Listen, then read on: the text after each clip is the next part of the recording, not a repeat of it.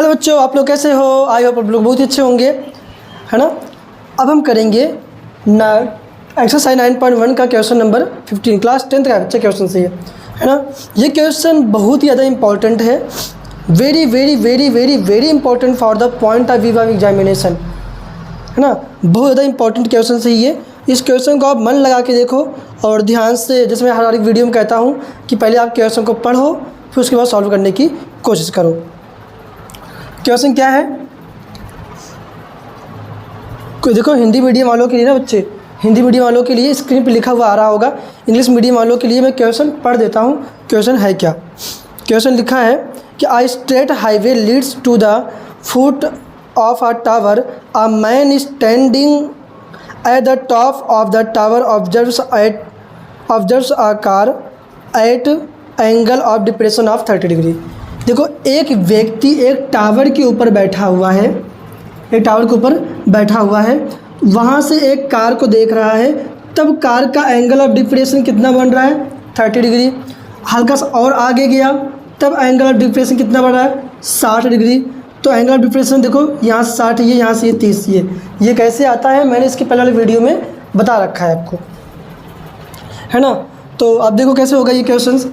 बोला कि जब कार की पोजीशन डी पॉइंट पे थी तो डी से लेकर सी तक जाने के लिए 6 सेकंड लिया, तो सी से बी तक मतलब कि टावर के फुट पॉइंट तक जाने के लिए कितना समय लेगा, ये हमारा क्वेश्चन है। आइए सॉल्व करते हैं हम लोग।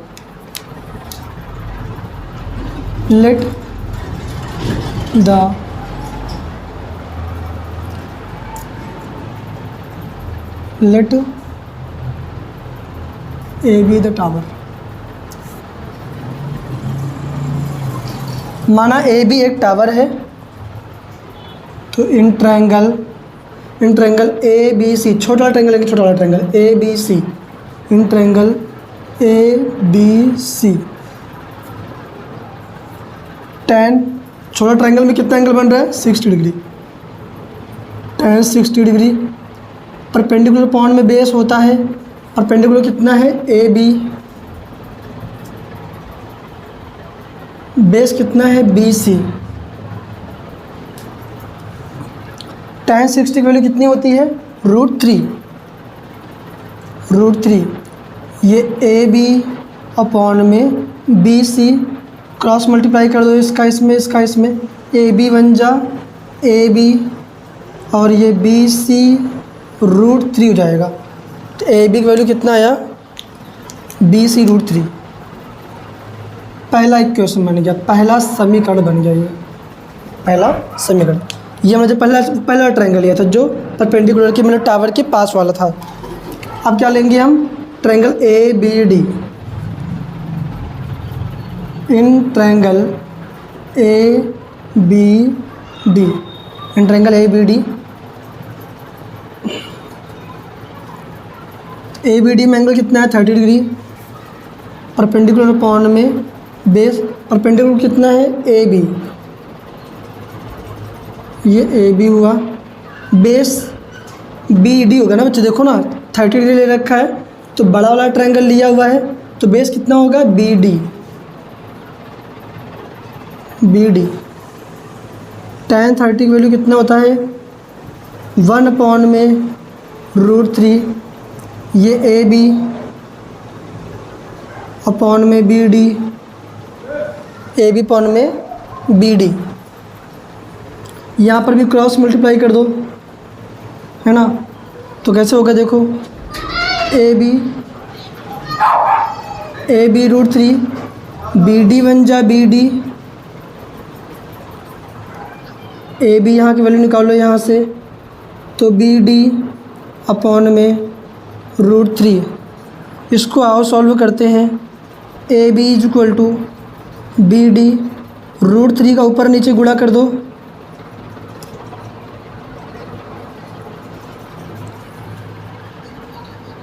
ये A B is equal to B D √3 upon में 3 आया है, अपॉन में 3।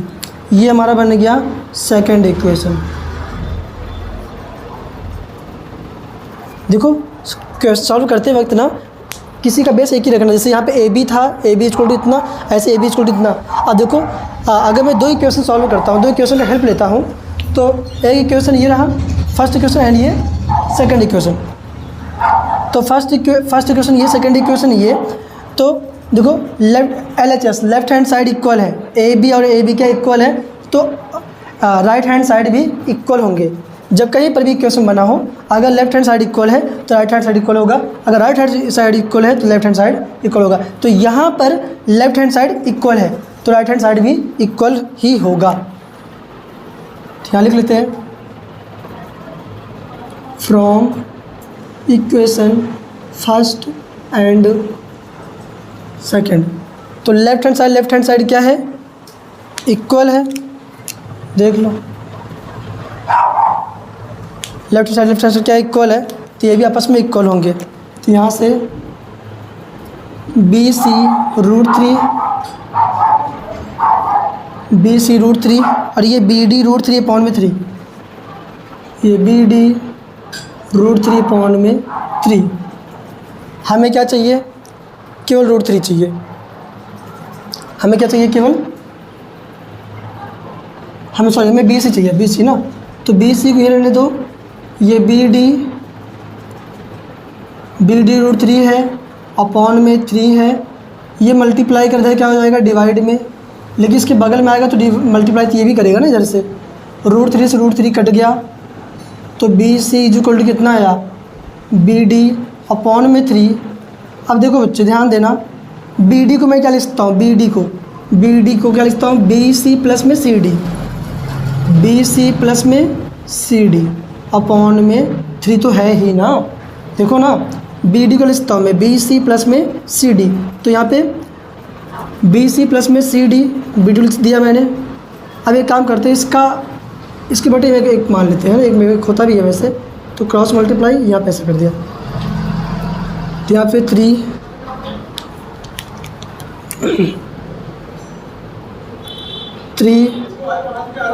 BC, ये BC प्लस में CD सॉरी बच्चों, तो तबीयत ख़राब चल रहा है इसलिए सब परेशानी होती है आप लोगों को। तो 3BC प्लस में क्या होएगा, माइनस में ये CD।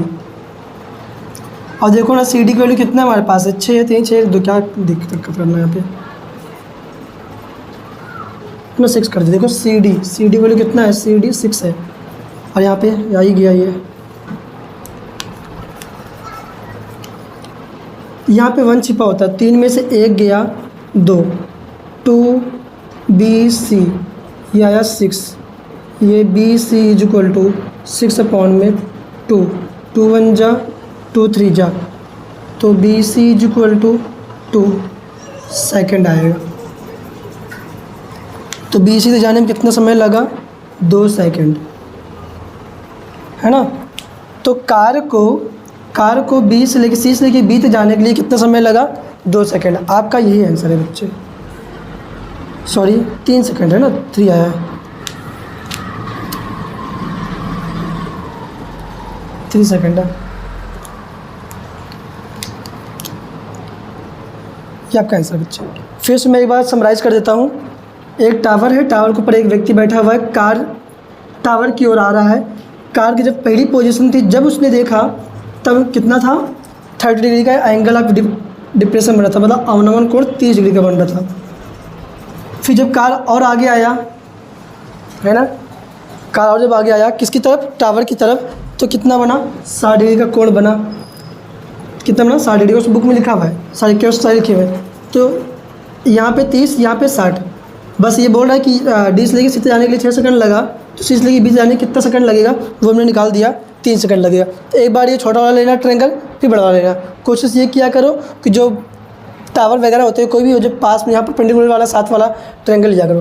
Thank you so much बच्चे, पढ़ाई करते रहो मन लगा के। थैंक यू सो मच, जय हिंद।